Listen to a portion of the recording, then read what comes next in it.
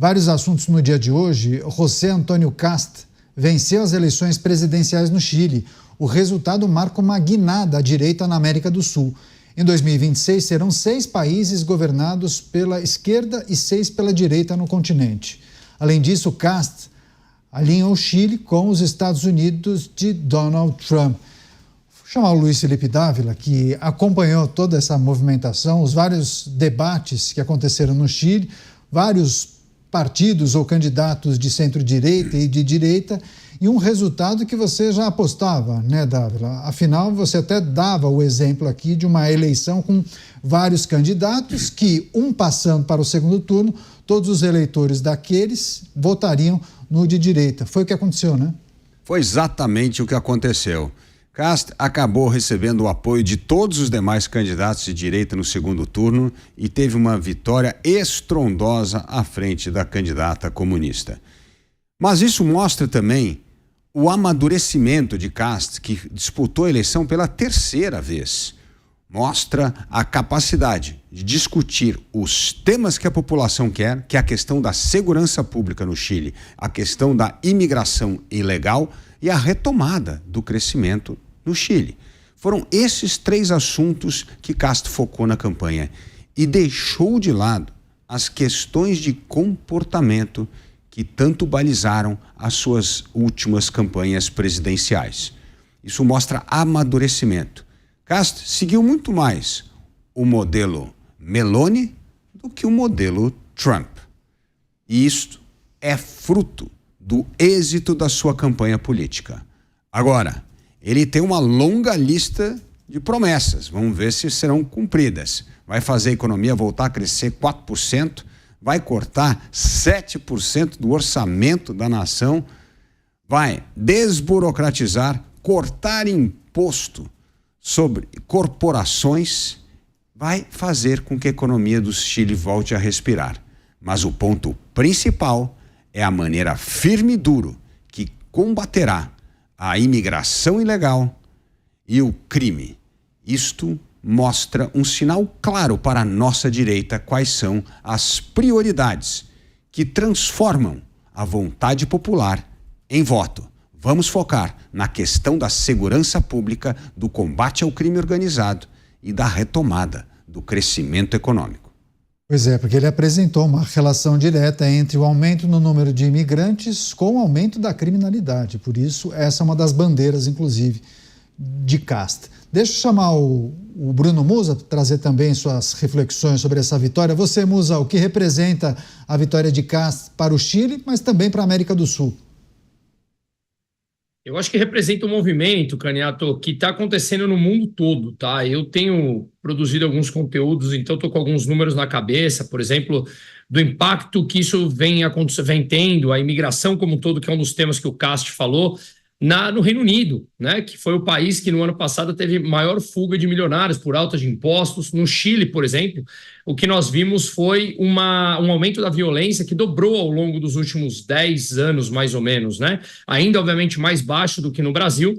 Acho que a média de homicídios são 6 a cada 1.000, mais ou menos. Então, obviamente, um número muito mais baixo, mas para eles foi um crescimento importante. Hoje, por exemplo, o Macron, o presidente da França, ele falou que cancelou a noite de 31 de dezembro na Champs-Élysées justamente por receio do que está acontecendo, ainda mais depois do que aconteceu agora na Austrália, o ataque antissemita. Ou seja, uma das bandeiras do Kast, que é justamente a imigração e o aumento da violência, ela vem tomando corpo não só na América Latina, mas sim no mundo como um todo. Mas mais especificamente aqui, que você perguntou, já são 6 países da América Latina com governos mais à direita e 6 que continuam com a esquerda, e é bem provável que em março do ano que vem a Colômbia também mude, porque o Petros está com a sua popularidade lá embaixo, né? E o Maduro, obviamente, no meu entender, como a gente já mencionou aqui, me parece com os dias contados. Então, tudo isso é extremamente importante para a região. É uma mudança de mentalidade que precisa tomar corpo. Eu estava pegando uns dados interessantes que, quando nós analisamos do começo dos anos 2000 até o começo ali de 2014, a renda média per capita no Chile cresceu a um ritmo anualizado de 4,4%. Isso nós estamos falando já descontado a inflação. Quando nós pegamos do ano de 2014 até agora, nós vemos praticamente uma estagnação. Cresceu 0,9% ao ano. Isso significa que quando o Chile resolveu se fechar mais, dificultar regras de trabalho, enfim, governos muito mais voltados para o progressismo, para o aumento do gasto público, etc., a gente viu uma deterioração nesse crescimento da renda média per capita descontada a inflação. Então, que o Chile possa voltar a influenciar a região como um todo com muito mais liberdade, que é um dos temas também de Cast, diminuição do Estado, diminuição da máquina pública e, consequentemente, diminuição dos impostos. Eu acho que o mais importante que a gente possa ver aqui na nossa região, que começou ali muito forte com o Milei, é justamente a mudança de mentalidade e que o Brasil possa importar ideias que, com dados, fatos e números, a gente sabe que leva ao incremento de renda e ao incremento de melhor qualidade de vida, especialmente para aqueles mais pobres. Interessante esse destacado pelo Bruno, e aí a nossa audiência dizendo, bom, em vários países a alternância entre direita e esquerda, ou direita e centro-esquerda, é muito mais comum. E aí eles relacionam o número de vezes em que partidos de esquerda venceram as últimas eleições, né? Basta fazer essas contas. Passar para o Roberto Mota também analisar a vitória de Cast, a direita se fortalecendo na América do Sul e as perspectivas para eleições em outras nações também, Mota. Essa eleição do Chile é uma boa novidade e ela mostra os ciclos da democracia. A direita arruma a casa, reduz os gastos e a esquerda entra com programas populistas, gastando e desarrumando tudo. O Chile é um dos países da América Latina que tem uma história de sucesso para contar. O outro é a Argentina. O curioso é que o agora presidente eleito do Chile foi chamado durante a campanha por boa parte da mídia de extrema-direita, ultradireita e ultraconservador. Quanto à sua oponente, era simplesmente uma comunista. E todo mundo sabe que os comunistas são os fofos, né?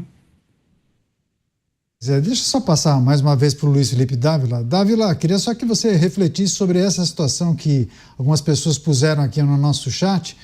Em alguns países é mais comum a alternância de poder, em outros menos. E colocaram o Brasil na lista de países em que a esquerda dominaria as eleições, pelo menos foi o comparativo que alguns fizeram. Faz sentido isso?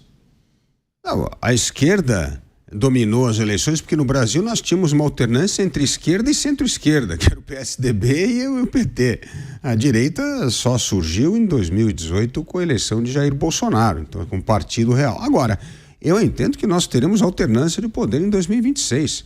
A direita tem tudo para vencer as eleições de 2026, porque, como eu disse no comentário anterior, os dois assuntos proeminentes hoje no país, que é a questão da segurança pública, que é a questão da retomada do crescimento e a diminuição dessa taxa de juros que levou mais de 80 milhões de pessoas à inadimplência, é o que o brasileiro quer. O brasileiro quer trabalhar, produzir, empreender. Ele não quer que seus ganhos sejam confiscados por um Estado caro, corrupto, perdulário, que acaba fazendo com que o nosso dinheiro dos impostos dos 5 meses que nós trabalhamos sejam gastos com roubalheira de aposentado, com rombo de estatal. É isso que o brasileiro quer, decência na política. E quem pode fazer isso é a direita. Por isso, a direita brasileira tem tudo para seguir a forma de Casta. O que ela não pode fazer é brigar entre ela